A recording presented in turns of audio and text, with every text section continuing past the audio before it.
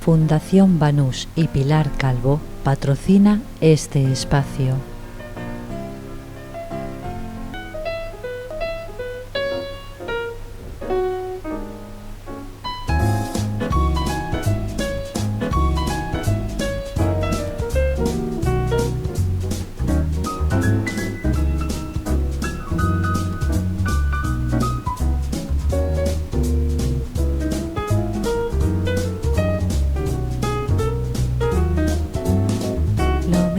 De cada casa.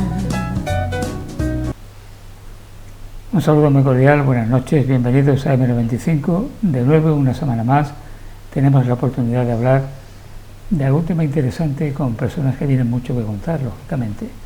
Y hoy tenemos a un director de cine, productor, montador y que ha debutado con su primer largometraje documental, con un documental sobre Ana de Pombo, ese personaje tan vinculado a Marbella, Mi última condena, que está teniendo un recorrido exitoso después de su estreno en Málaga.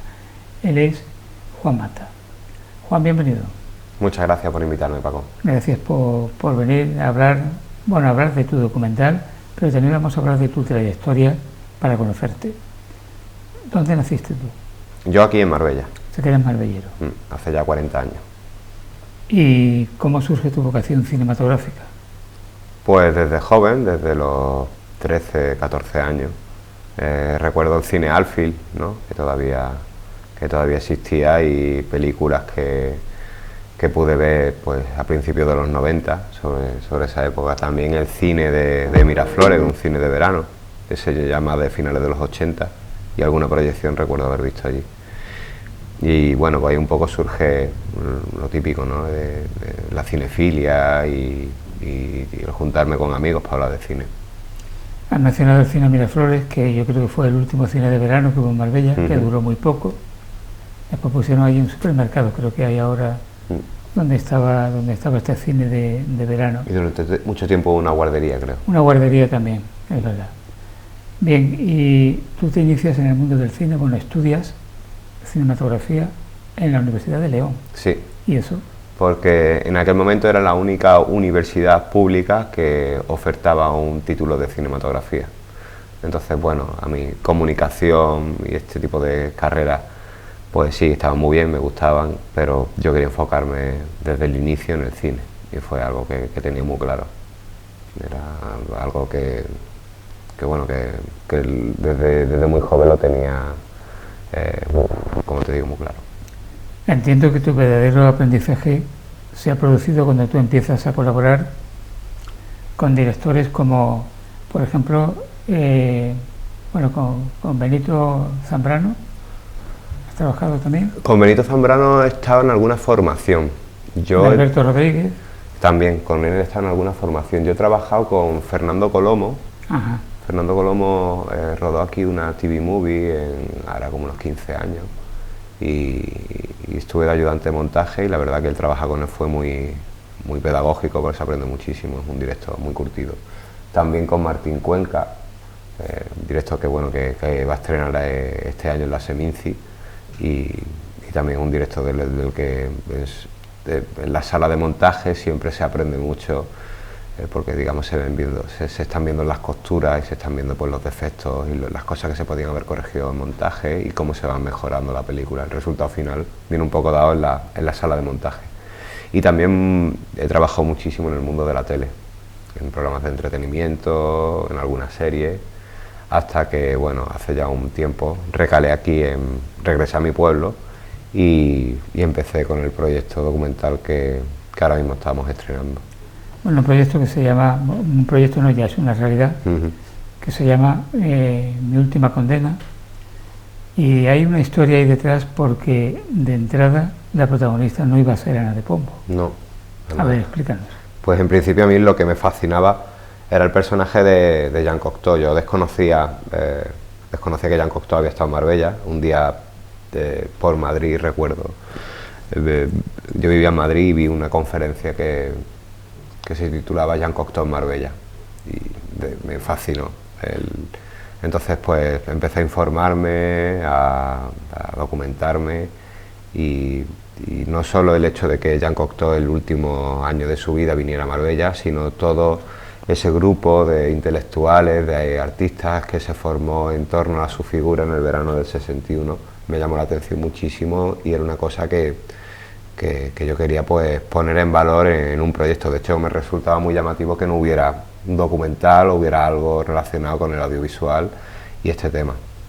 Y bueno, había personajes como Edgar Neville, como Ana de Pombo, que estaban en torno a su figura, y Ana de Pombo es que no paraba de salir. El personaje que al final terminó siendo la protagonista del documental no paraba de forma transversal de salir en toda la historia del documental, hasta que me di cuenta de que era más interesante contar la vida de ella, porque de repente había sido pues mano derecha de Coco Chanel, había sido pues asesora de modas de Eva Perón, había recorrido los escenarios con los bailes por medio mundo, con sus bailes regionales españoles, y lo que nos llamó la atención es que fuera una figura tan desconocida, aunque tenía su nicho de mercado, por así decirlo, porque ya tenía un club de fans alrededor del mundo, en pequeñas cuotas dentro del mundo de la moda o de las artes escénicas. Sí que Ana de Pombo tenía sus fans y nos parecía como muy atractivo, y a la vez que íbamos investigando más de ella, pues teníamos claro de que tenía que ser el personaje principal y que Jean Cocteau pasaría a ser un personaje de lujo, que es lo que ha terminado siendo, un secundario de lujo dentro del documental. Algo así como la actuación especial de Jean Cocteau. Exactamente. Pero Ana de Pombo con el protagonismo, que ella era la abuela del escritor Álvaro de Pombo. Exactamente. Que no tiene muy buen concepto de la abuela, ¿no? Bueno, tú has visto el documental y el productor del documental dice, mi socio, que Álvaro Pombo habla mal hablando bien de su abuela, que es lo complicado. Y yo creo que bueno, cosas familiares aparte, yo creo que sí, que no habla del todo como una figura amable, pero sí que la trata con cariño desde todo lo que sucedió en el pasado con ella. Bueno, antes de que profundicemos más en cómo se ha gestado y ha llegado a ser una realidad este documental, me gustaría saber, Juan, porque tú eres un hombre dentro del cine polifacético, tú no te has limitado a una actividad solamente, sino que has ido tocando diversos palos, ¿no? ¿Por dónde te inicias? ¿Cuáles son tus inicios? ¿Y en qué momento das el salto a dirigir? Lo de dirigir ha sido reciente, en este proyecto del que estamos hablando. Yo siempre he tenido en mente que si algún día pasaba a la dirección tenía que ser un tema que realmente me apasionara y que estuviera por contar, y creo que esta era una historia que lo merecía. Nunca he sabido muy bien qué quería dirigir, así que he esperado a que el tema y yo mismo pues nos pudiéramos encontrar. Creo que se ha dado el caso y lo ha hecho. Yo he pasado por muchas facetas dentro del audiovisual, en producción, en montaje sobre todo, en segundas unidades también he trabajado en alguna serie, y bueno, también he colaborado como bien sabes, en la Semana de Cine de aquí de la Costa del Sol.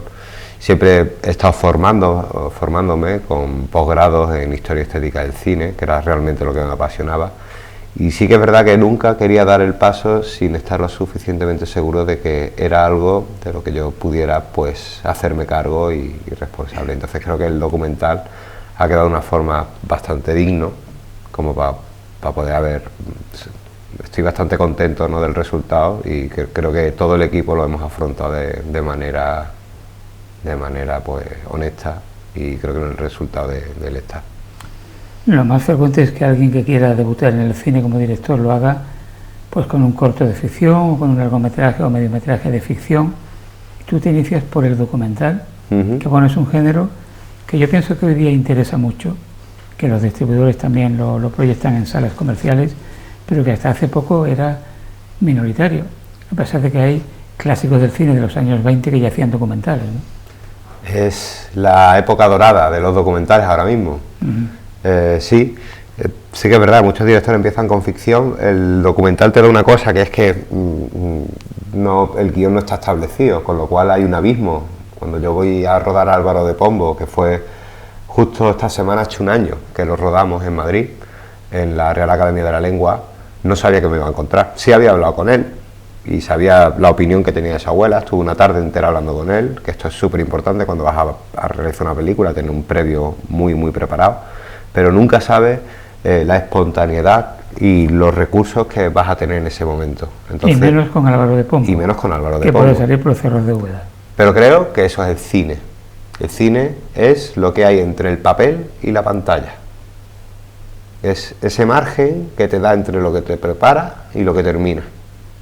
Y Álvaro de Pombo tenía unos momentos buenísimos dentro de las entrevistas que nos estaba ofreciendo, que nos dio lugar a poder perfilar mejor el documental. Un proceso muy interesante del proyecto ha sido la edición. En la última hora una productora, Sala 46, se unió al proyecto y nos estuvimos editando el documental en un pueblo de la Sierra de Cádiz, encerrado la editora y yo, Alba Barcane, y bueno, el ir perfilando el documental, como decía Miguel Ángel, ¿no? El bloque de mármol y quitando las partes que sobraban para ver la escultura, el saber qué es lo que hay que quitar, ha sido un proceso muy sufrido pero muy interesante.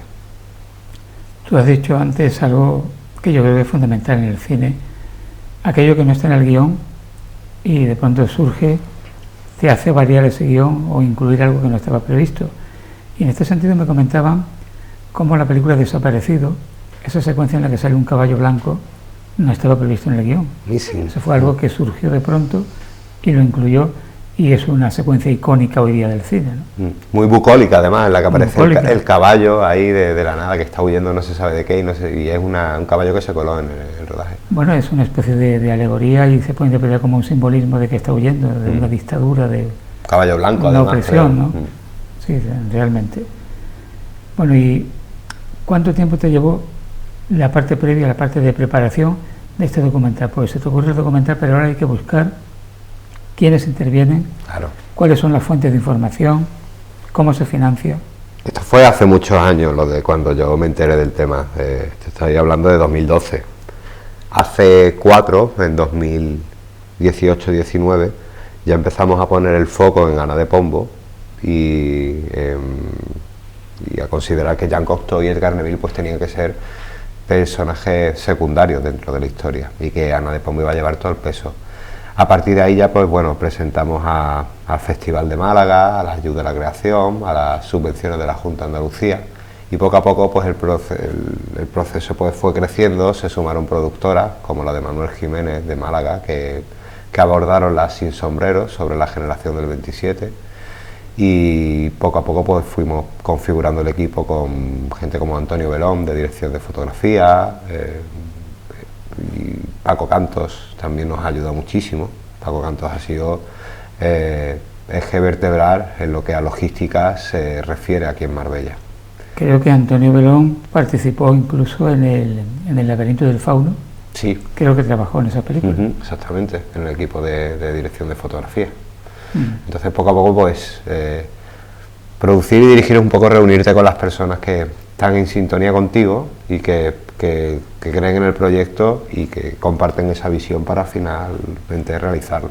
Entonces pues sí que nos hicimos un grupo de aquí de Marbella bastante pues local para llevar un proyecto que nos ha costado mucho porque ha sido un esfuerzo increíble y bueno, pues estamos muy contentos con el resultado, la verdad es que sí.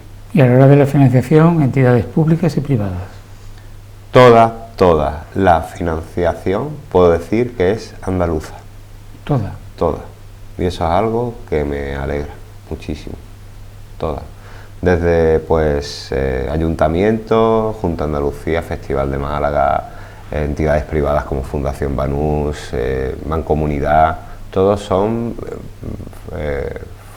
fundaciones o empresas privadas como Gómez y Molina, Uras Carmona de San Pedro. De lo local hemos intentado hacer algo universal porque nos ha llevado este documental por Cantabria, por París, hemos viajado con recortes de prensa y con entrevistas a Argentina. Ha sido una experiencia muy sufrida pero muy agradecida. ¿Cuánto ha costado? Eso... Más o menos. ¿Mucho, poco? Mucho. Mucho. Mucho. Y estaba valorado más.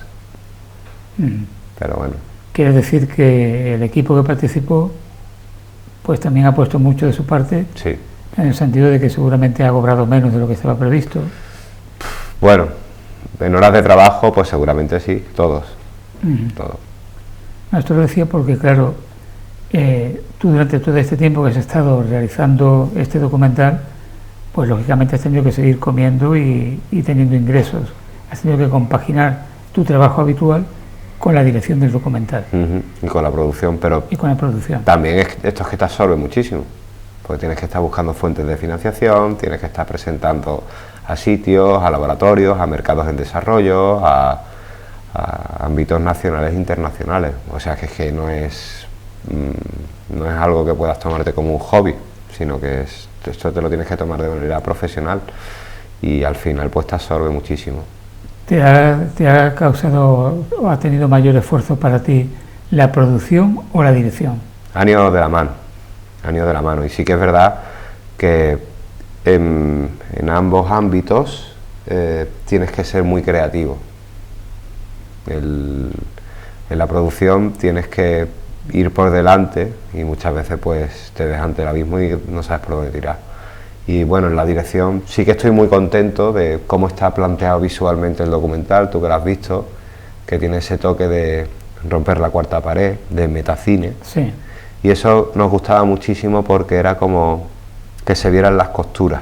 Eso era muy de la nueva ola francesa, de Godard, por ejemplo, de romper la cuarta pared, ¿no? Me alegra que lo compares porque me encanta Godard. No, es que creo que va por ahí.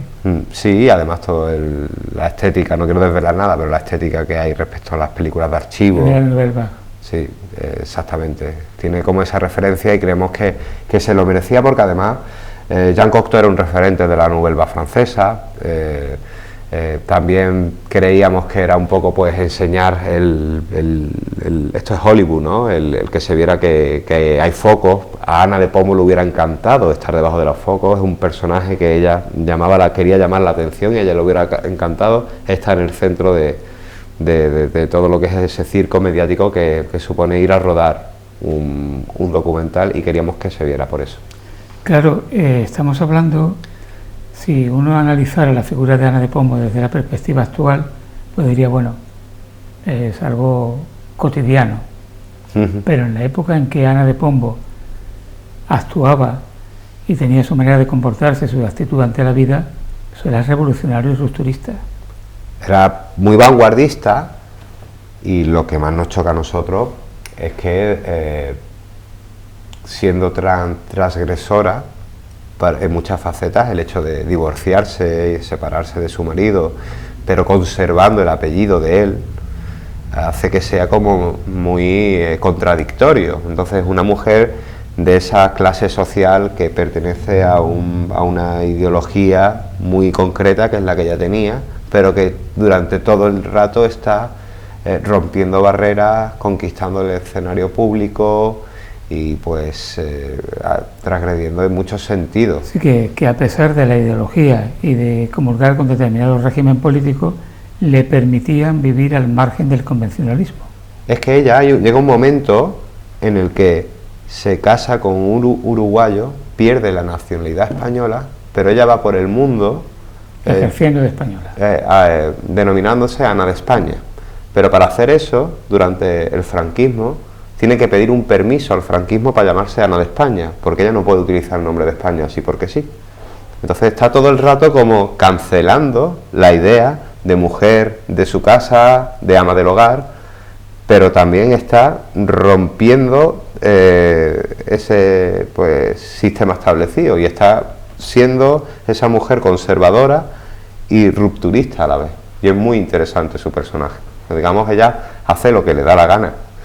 Y eso es increíble porque tanto ahora la corriente esta que tenemos feminista les encanta que sea una mujer tan conservadora pero rupturista a la vez.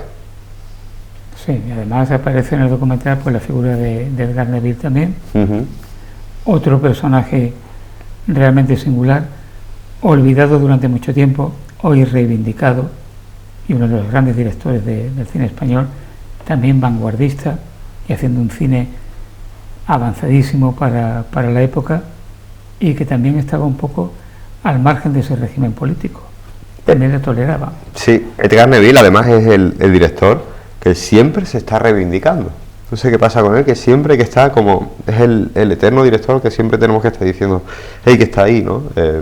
Y terminó sus días en Marbella.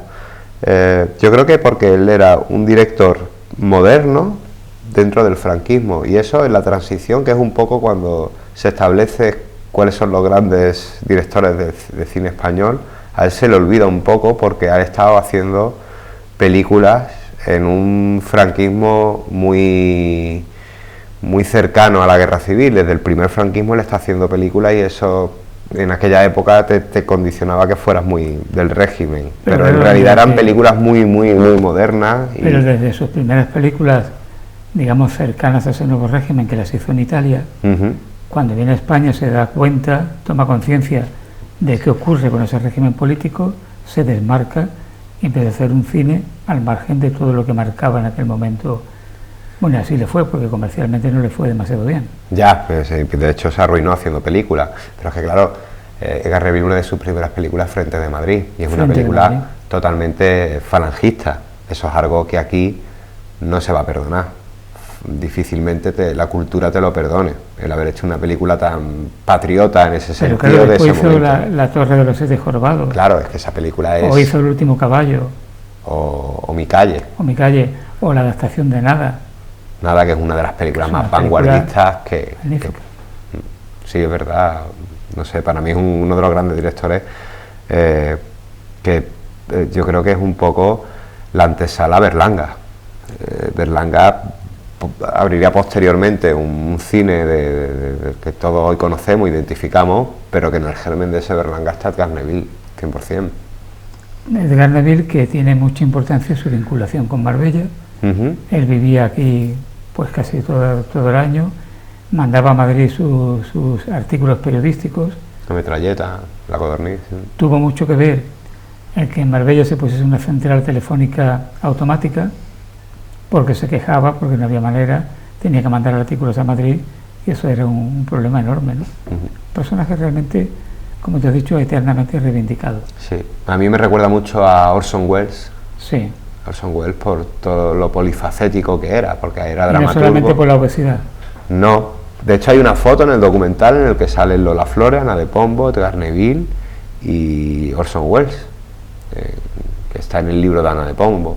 Y me recuerda mucho porque también Orson Welles era polifacético, como en el caso de Neville, que era dramaturgo, ensayista, también últimamente he visto que también era pintor, entonces que tenía esa faceta de multiartista que algunos directores han sabido llevar muy bien. En el caso, por ejemplo, de Jean Cocteau, de hecho, me puedo imaginar que Jean Cocteau y Neville congeniaron también, que ya se conocían desde los años 50, hay una foto de ellos en el Festival de Cannes, cuando Edgar Neville presenta la película del flamenco. Sí, Duende del Flamenco. Duende del Flamenco, y la presenta en el Festival de Cannes y hay una foto con Jean Cocteau. Esa película sobre el flamenco de Edgar Neville es donde Antonio el bailarín, hace por primera vez un baile adaptado al martinete. Por eso la casa de Antonio se llamaba El Martinete. Y es en esa película de Edgar Neville, que vivía en la casa Malibú, que es la que posteriormente tuvo Sean Connery. Exactamente. Y que le había puesto Malibú porque Edgar Neville había trabajado en Hollywood en los años 20. Claro. Y era Malibú de California. Claro, es que ten en cuenta que Edgar Neville aprende cine en la mejor escuela del mundo, que es el Hollywood, que está pasando del cine silente al cine sonoro. Entonces, claro, eso es... En las películas de Chaplin, en Luces en la ciudad, sale Edgar Neville trabajando como actor. Y tiene íntima relación con él, y bueno, se ve que sus películas tiene ese tratamiento que se acerca mucho al Hollywood de la época de los años 30 y 40. Sí, además está también en los inicios del sonoro, aunque realmente la primera película sonora era Los misterios de la Puerta del Sol, de Francisco Elías, que española, sí. Española un poco frustrada, porque la banda sonora es muy deficiente, pero bueno, fue el despegue, ¿no? Y ahí estaba ya Edgar Neville también. Sí, es uno de los grandes.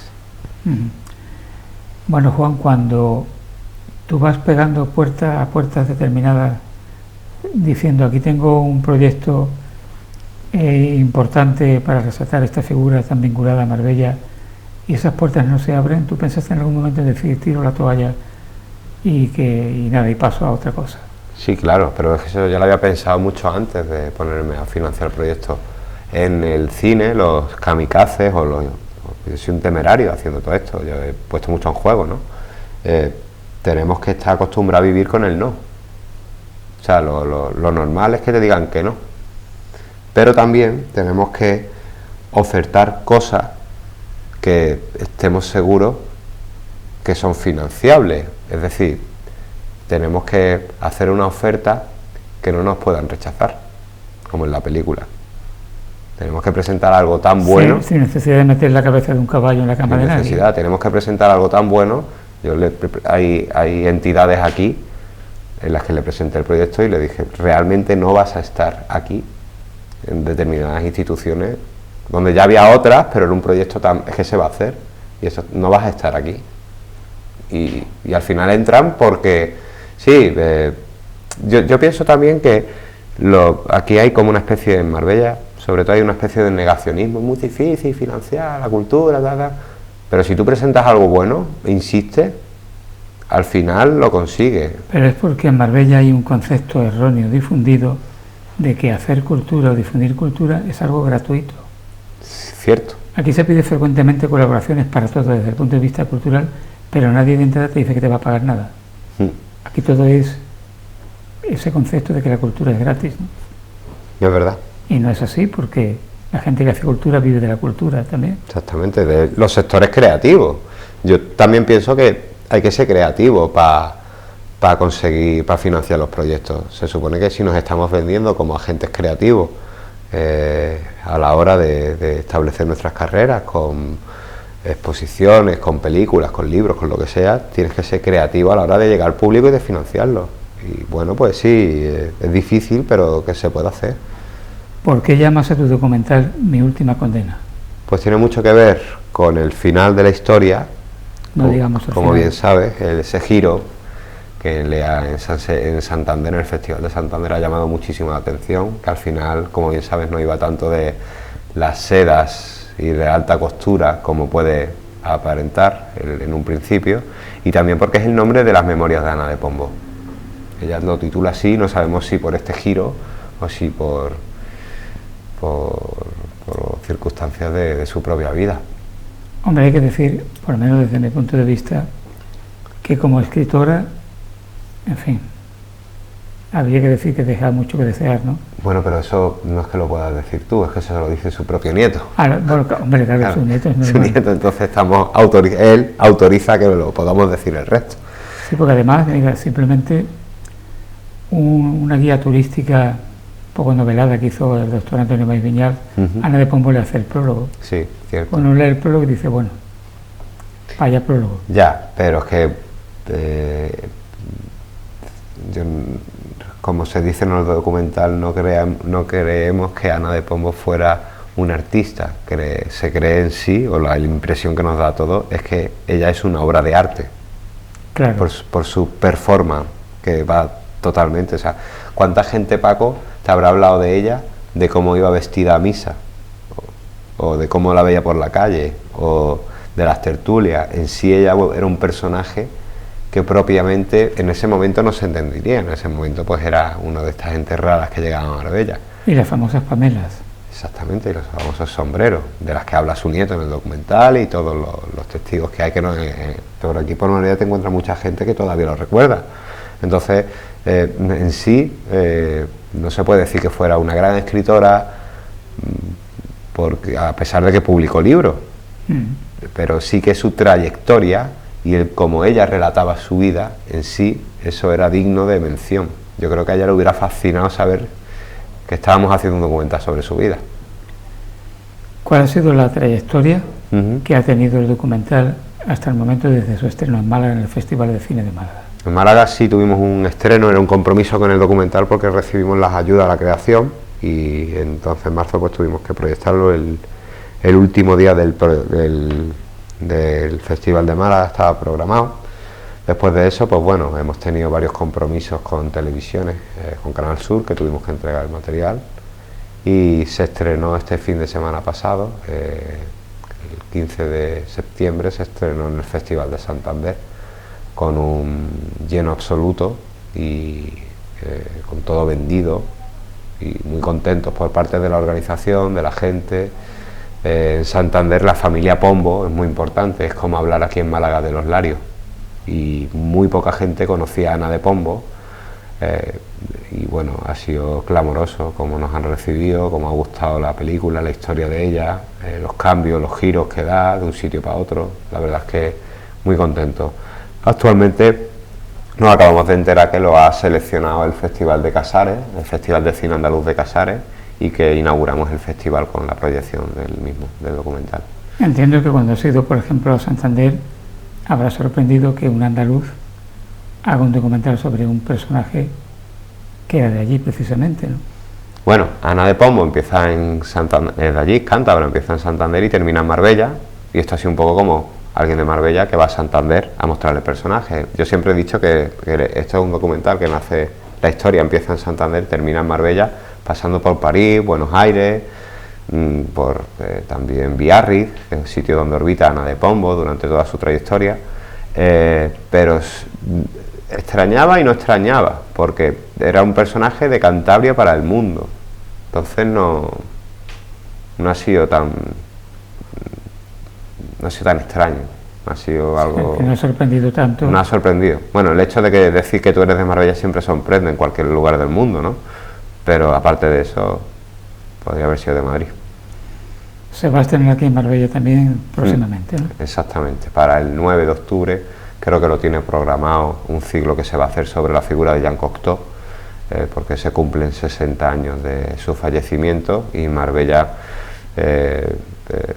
va a hacer una serie de conferencias, proyecciones de películas de este multiartista, que yo creo que a todas luces es el personaje intelectual y cultural más importante que ha pasado por Marbella, y que ha hecho que parte de su obra, aunque sea poca y cercana a la muerte, ha estado realizada aquí en la localidad, y que sobre el que se sabe muy poco. La verdad es que las autoridades o los organismos oficiales de Marbella, del ayuntamiento, llevan años destacando la figura de Jean Cocteau. Ya se han hecho varias exposiciones en torno a su figura, y está muy bien porque tú has dicho algo que yo creo que es cierto. Es uno de los personajes de la intelectualidad más importantes que ha habido en esta ciudad. Sí, es verdad. Sin duda. Aunque a nivel internacional. Aunque fuese una relación limitada en el tiempo, ¿no? Eso es cierto. Pero es que él pinta la montaña blanca, que es claro, la sierra de aquí. Él hace poemas en su libro El cordón umbilical, hablando de Marbella, de sus huertas. Sí. En el verano en el que está él aquí, se descubre la villa romana de Río Verde y él las menciona. Es en unas playas, dice, él habla de unas playas en las que de repente aparecen una villa romana. No, lo que quiero decir es que la repercusión que él tiene es una repercusión pues, con una estancia breve o relativamente breve en Marbella, que a lo mejor otros personajes que han estado mucho más tiempo no han tenido esa proyección. No, y además yo no creo que seamos conscientes, por ejemplo, 10 años después de que estuviera Jean Cocteau aquí, estuvo de Gaulle, ¿no? Sí. Entonces, sí que es verdad, cuando hablas con el mayor experto que hay aquí en Marbella, que es Germán Borrachero del tema, él está seguro de que en esta ola francesa de turismo que tuvimos en los 60, Jean Cocteau fue una influencia clave, es decir, de alguien que está hablando de este paraíso en el 61 por descubrir, y que esto pues en la prensa francesa, pues incluso en la española también salió, en el ABC salió que Jean Cocteau inauguró los paneles de la Pombo. A partir de ahora, Juan, ¿cuál es el recorrido que tiene el documental? Pues festivales, lo hemos mandado a festivales internacionales porque creemos que, pues, evidentemente por su naturaleza en Francia tendrá alguna aceptación, y en algún internacional estamos esperando respuestas, y a partir del año que viene pues ya se emitirá en televisión y se subirá a alguna plataforma que esté relacionada con ese canal. Canal Sur tiene Canal Sur Más, que es como su especie de Netflix, ¿no? Donde se podrá ver en abierto el documental, y y ya está. Y Bueno, en un principio mantuviste también contactos con Televisión Española, ¿no? sí, de hecho está esa puerta todavía abierta porque actualmente el documental dura 90 minutos y se está negociando con Televisión Española de si recortarlo y poder hacer un imprescindibles con él, porque EGELA, por ejemplo, que es la Asociación de Productores del Cine Español, el otro día en el Festival de Santander vieron el documental y lo veían clarísimo para un imprescindible de la 2. Claro, Entonces, es que, bueno, yo creo que cualquier persona que esté acostumbrada a ver imprescindible, ve tu documental y dice cuadra perfectamente, adaptándolo al formato, quiero decir, a lo que dura un capítulo de esta serie televisiva. De hecho, fue una propuesta para coproducción. Nosotros se lo ofrecimos en un principio para que entraran a financiar el proyecto desde el origen. No han entrado y bueno, pues ahora proyectos realizados se puede renegociar con ellos y a ver qué tal. Pero bueno, esto no termina aquí. ¿Qué aceptación has notado tú que ha tenido el documental entre el público cinéfilo o cinematográfico actual más joven? ¿Joven? ¿De qué rango de edad estamos hablando? Estamos hablando pues entre 20 y 40. No hay mucha gente entre 20 y 40 que lo haya visto tampoco, Paco, porque solo tuvimos la proyección de Málaga y la de Santander. ¿Sabes? El gran fuerte que tiene el documental, y por eso luchamos muchísimo, es Álvaro Pombo. Entonces, todo, y la vida de ella. Entonces, el contraste de la vida de ella es si Álvaro Pombo le hace gracia a la gente entre 20 y 40 años, que le hace gracia, entonces hemos conseguido unir, creo yo, a dos generaciones. La generación de Álvaro, que nace en 1939, y la actual, que nace en este cambio de milenio.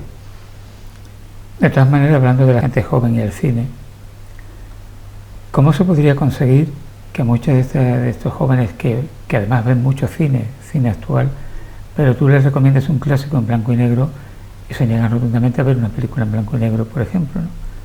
¿Qué se podría hacer para que ese cine clásico rodado en fotografía en blanco y negro no se pierda y tenga presencia entre la gente que ve cine? A ver, yo no sé quién para hablar un poco de... Pero bueno, pero tendrás tu opinión, ¿no? Esto forma parte de la educación. El cine en países como Francia o en Alemania está incluido dentro del programa lectivo. Se educa viendo cine y eso incluye cine clásico. Entonces, y al igual que creo yo que ocurre con la literatura, que deberíamos hacer para que la juventud leyera más, pues igual incluir la literatura dentro de la educación, que está un poco como dentro del apartado de lengua española, tal, que no, esto es algo que habría que hacer de forma transversal. Entonces,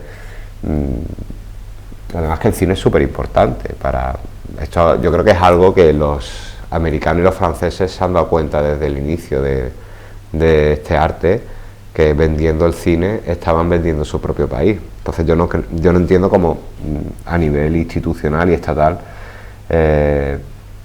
se forma a la gente desde los inicios con el cine. Bueno, sí lo entiendo, porque claro, si tú formas a la gente los haces más libres, e imagino que a las instituciones no les interesa tanto eso, de que podamos pensar a través de un arte. Bueno, realmente uno puede pensar que en una democracia avanzada como es la española, interesaría que efectivamente el pueblo, por así decirlo, esté muy bien formado, tenga criterios propios, pero desgraciadamente parece que es lo contrario, que sigue siendo lo de siempre, que a las clases gobernantes o que dominan la sociedad no les interesa mucho que haya criterios diferentes. Es que yo creo que la clave está en lo que has dicho, Paco, una democracia avanzada. Tendríamos que poner en cuestión muchas cosas y reflexionar mucho. Lo mismo estamos atrapados en algo que viene de hace muchos años y que no sabemos dónde va y la deriva que tiene. Y en ese contexto solo se puede entender la educación que tenemos hoy en día. ¿En qué andas ahora? ¿Tienes algún proyecto nuevo? Tengo un par de ellos que estoy en desarrollo y con los cuales no puedo comentarte mucho aún por porque me lo han pedido la gente con la que estoy desarrollándolo, que todavía lo mantengamos ahí, pero son proyectos que tienen relación con Marbella y que estoy realizando con productoras de fuera. Llevas también unos años colaborando con la Semana de Cine Fantástico de Estepona o de la Costa del Sol, que no sé cuál es la denominación exacta actual. Costa del Sol. Es Costa del Sol, pero que ha tenido su origen y su centro en Estepona. ¿Cuál ha sido el balance de este año? Muy bueno. Hemos tenido unas películas en sección oficial muy atractivas. Ha ganado mejor película el Cuco, estuvo todo su elenco aquí recogiendo premios y festejándolo. Hemos tenido la ocasión de tener a Mike Harris, que es el director de Critters 2, de secuelas de Psicosis, de películas de Stephen King, muy relacionado con la serie B de terror americano, donde ha publicado su libro.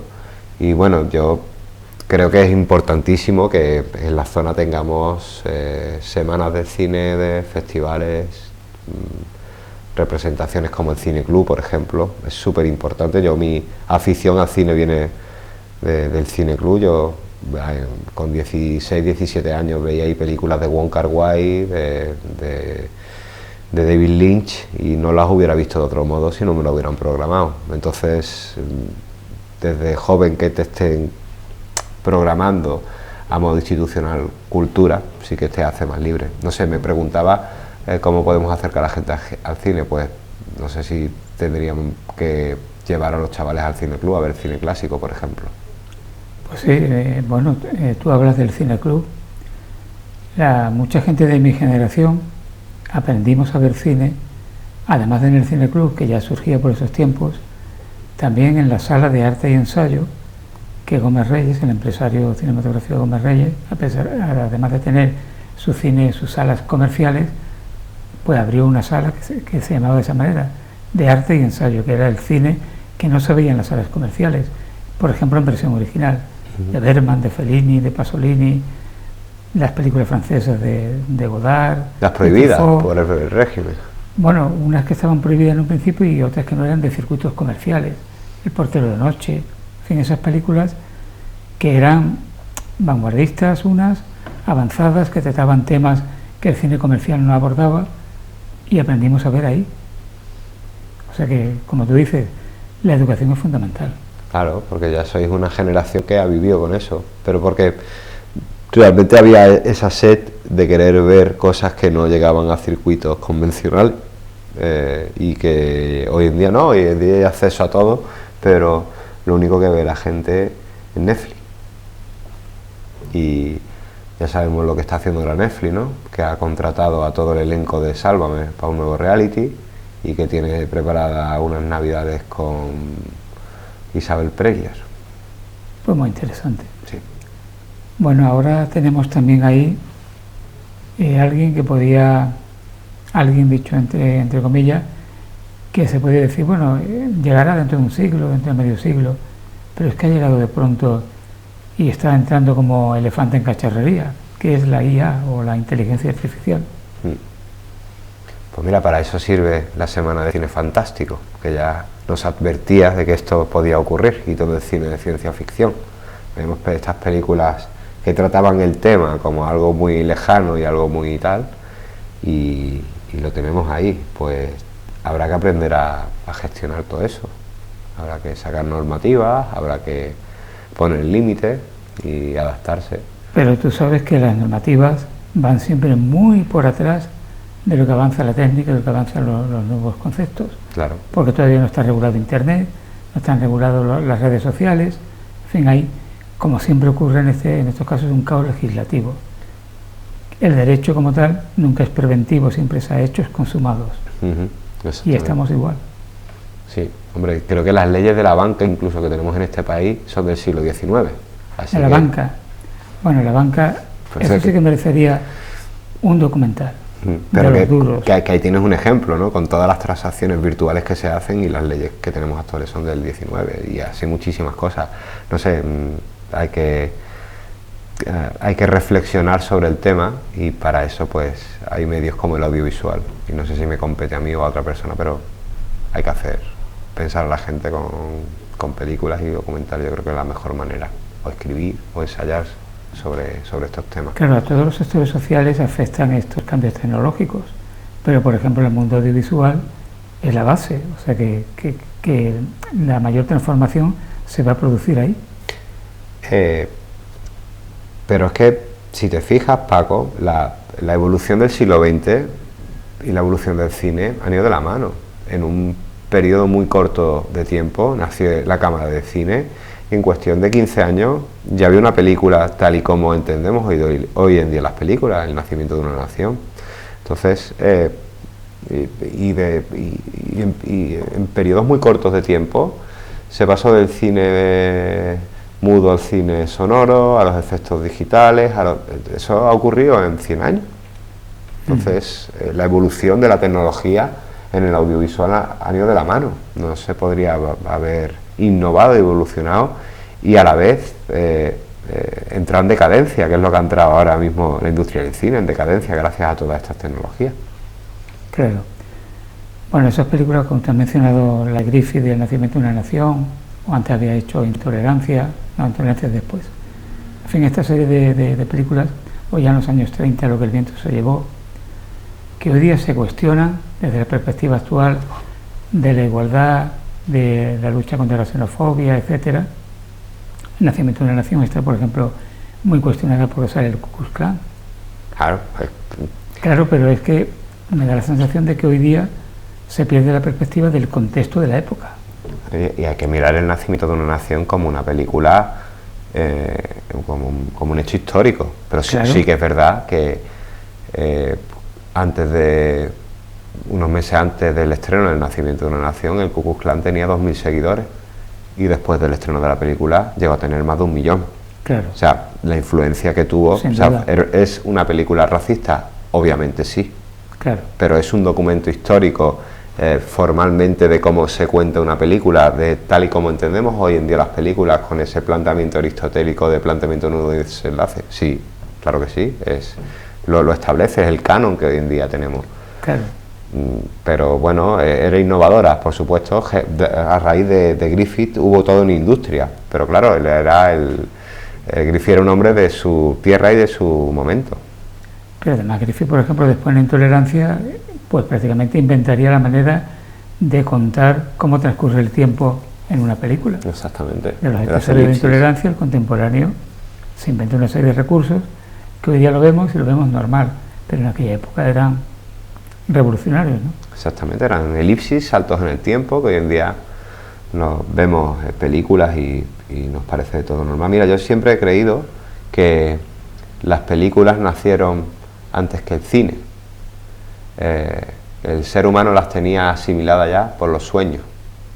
En un sueño estás aquí, después estás allí, estás volando como Superman. El concepto de película, el ser humano la asume muy pronto porque lo tiene asociado a los sueños. Entonces una película es algo onírico, es algo en el que siempre puedes estar como flotando y por eso a Hollywood siempre se la considera la fábrica de los sueños. Se dice habitualmente que hoy día se ve más cine que nunca, pero es cuando menos se va al cine, porque se ve en casa a través de las plataformas. Hoy en día también es el momento de la humanidad donde más acceso a la lectura hay y donde menos se está leyendo, donde menos inteligente es la gente. Pero bueno, eso me lleva a hacer un paralelismo a lo que ocurre con el libro electrónico y el libro en papel, que están conviviendo, ¿no? Y que bueno, y que el cine tendrá que convivir con estos métodos nuevos y no sé si en algún momento terminarán desapareciendo las salas o no. No, yo pienso que siempre, como el Cineclub que hemos hablado antes, o los festivales de cine encontrarán sus películas para este tipo de hechos cinematográficos, de películas, de público. Siempre habrá como un reducto o a modo museístico, ¿no? Si lo queremos llevar a un extremo, siempre existirá la sala de exhibición, siempre habrá una premier. De hecho ya hay series que se estrenan en salas de cine. No va a ser nunca lo de antes. Esto también me recuerda, y lo debes conocer bien, Paco, a la eterna lucha de quien inventó el cine, si claro. Edison o Lumière. Sí. En un principio podemos pensar de que la batalla la ganaron los Lumière, ¿no? Porque era llenar una sala donde había un proyector y que esa sala se llenaba de gente. Y Edison pues inventó como una especie de aparatito donde había que mirar y tú echabas la moneda y mirabas el contenido. ¿Quién ha ganado? En un principio la ganaron los Lumière, pero 100 años después, ¿quién ha ganado la batalla? Pues con los móviles. Pues lo ha ganado Edison. La ha ganado Edison. Que Edison, además, como era un inventor que se apropiaba de lo que inventaba él y de lo que inventaban los demás, iba corriendo y patentaba. Y no solo patentaba, Edison contrataba a pistoleros, claro, para ir a las proyecciones de los Lumière y pues y ahora hay una muy gorda. La figura de Thomas Alva Edison es de esas figuras sacralizadas por la historia, pero con un trasfondo bastante oscuro. Ciertamente. Que eso se da más de una vez. Ahora te voy a decir algo que es muy convencional, pero que te va a resultar muy difícil. A ver. Recomiéndanos una película que sea la película de tu vida. Muy difícil. Por eso digo que es convencional, pero es difícil. No puedo. Por lo menos, dime alguna, o dos películas, o tres. Es que es muy difícil esa película para es que tú me dices, dime una o dos, y te puedo decir 100, 200. Y no hay ninguna que te pueda poner la primera. No sé. A mí me gusta muchísimo Godard. Y el primer Godard es muy moderno, tú sabes, hemos hablado muchísimas veces de Al final de la escapada, de su primera peli, que no es una peli convencional. También me encanta, recuerdo cuando con 12 o 13 años vi Cinema Paradiso por primera vez, claro, que es la peli para un cinéfilo que le puede romper. Es que esa es la película por antonomasia del cine dentro del cine. Exactamente.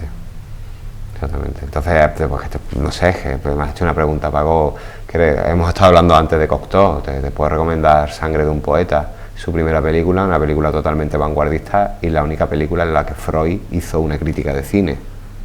Yo creo que también es una película que podemos disfrutar de ella. No sé si la programará Germán ahora en el ciclo de Cocteau. Bueno, te voy a decir unos cuantos títulos y tú me dices en pocas palabras qué te sugieren. Vale, eso me parece más justo. Por ejemplo, Las dos tormentas de Griffith.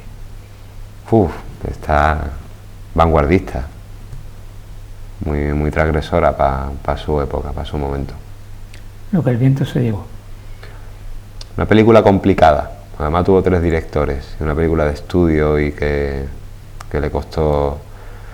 Yo creo que también fue el primer blockbuster de la historia del cine, tal y como hoy en día entendemos los taquillazos. Sí, pues seguramente. Sí, es verdad, no se me había ocurrido eso, pero seguramente. La noche americana. Bueno, La noche americana es el Truffaut, ¿no?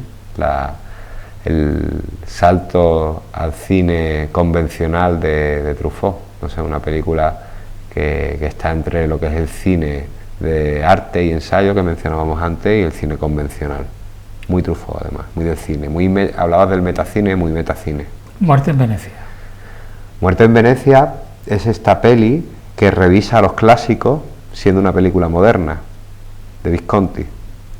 Entonces, a mí me gusta muchísimo esa visión de la inocencia que tiene del niño, el protagonista, y que está totalmente obsesionado con él. Sí, la programaron además en el Cineclub, y me parecía fascinante esa visión que tenía Visconti de la inocencia y de no poder de alcanzar, de volver a tener esa inocencia. Y además, cómo descubrir la belleza de una manera que el protagonista se siente como culpable. Hombre, es que es una película de descubrir la belleza a través de un efebo, ¿no? Exactamente, con una línea muy delgada entre qué es lo correcto, lo moral o no. Una película en su momento pienso que es complicada para el gran público. Otro título, a sorpresa, Garganta profunda. Garganta profunda, una película feminista en su momento, ¿no? Pues muchas... Pues sí, feminista en su momento, modo, sí. En cierto modo sí, porque hace cuestionarse a las mujeres ciertos temas que no estaban sobre la mesa, pero que después fue muy perjudicial para su protagonista. Y conectando, Emmanuel, El último tango en París. Me suenan a películas en las que había que cruzar las fronteras, ¿no? Sí, había que cruzar la frontera. Irse a Perpiñán, Perpiñán. Perpiñán. Pues sí, bueno, supongo que hoy en día a estos jóvenes de lo que hablamos no les sorprendería nada estas películas, pero que en su momento sí que fueron transgresoras. Claro. Emmanuel fue la película más taquillera en España de su año, no sé si del 78, creo. Sí, además también funciona muy bien Historia de O. Son películas que, digamos, consolidan determinados géneros. Forman parte de la historia del cine. Bueno, podríamos seguir con muchos títulos más, pero me gustaría que destacases, bajo tu punto de vista, del cine español, tan denostado muchas veces, pero hay cosas muy buenas en cada una de las épocas. ¿Cuáles serían tus directores de referencia? Hombre, del cine español. Esa de toda la historia, ¿no? De toda la historia del cine español. Esa es muy fácil, Paco. O sea, ahora, gracias a Dios, no sé si lo sabes, vuelve a estrenar Víctor Erice. Efectivamente. Después de 30 años. Después de 30 años, Abrir los ojos. Se llama, no, Cerrar los ojos, perdón. Sí. Yo creo que su primera película, El espíritu de la colmena, que capta la inocencia de Ana Torrent viendo por primera vez una película de cine y cómo ella entra en ese mundo. Esa película es magnífica. Esa película, dicho por los historiadores del cine, no es que lo vaya a decir yo, es posiblemente la mejor película del cine español, El espíritu de la colmena, en el que las dos niñas atraviesan el mundo de lo real a través, no sé si recuerda, ellas van a ver la proyección y entonces ellas se quedan fascinadas por la proyección de Frankenstein, que llega a su pueblo, tal, y ellas en su casa, a través de la luz de la ventana del pasillo, juegan a que ellas andan hacia esa luz y entran en la proyección de la película y entonces van a ayudar a ese maqui. Ellas entran dentro, en su mundo, entran dentro de la película de Frankenstein y van a ayudar a ese maqui que está buscado y le llevan comida y un poco esa inocencia, lo que para mí Víctor Erice está representando es la inocencia del pueblo español. La película es del 73-74, la inocencia ante las miras democráticas que está a punto de llegar, la visión que tiene los españoles en ese momento ante la dictadura, esa inocencia, esa mirada que no sabe para dónde mirar, ¿no? Hay otro director internacional, Terrence Malick, que también se toma su tiempo para rodar. De hecho, tú y yo hemos hablado alguna vez de él, son muy parecidos, ¿no? Tiene el cine onírico, el cine que trabaja mucho con las metáforas, muy similar al de Víctor Erice. Son dos cines muy similares, muy contemplativos. Otros directores podrían ser Buñuel, que Buñuel tiene películas tan importantes para la historia de la humanidad como Los Olvidados. Los Olvidados junto a Metrópolis son las dos únicas películas por la UNESCO Patrimonio de la Humanidad. No habíamos mencionado a Fritz-Lang, lo acabas de hacer, es que estamos hablando de otro monstruo sagrado del cine. Exactamente. En fin, es un placer hablar contigo de cine. Aquí podríamos estar un buen rato, pero se nos ha agotado el tiempo. Juan, gracias por venir, mucho éxito con el documental, que yo creo que le queda todavía mucho, y en cuanto puedas hablar de tu nuevo proyecto te vienes por aquí y lo cuentas. Vale, muchas gracias, Paco. Es importante que gente de Marbella haga trabajos de calidad y sobre todo que trasciendan más allá de nuestras fronteras. Ha sido todo por hoy, lo mejor de cada casa. La próxima semana volveremos de nuevo, esa es nuestra idea. Hasta entonces. Fundación Banús y Pilar Calvo patrocina este espacio.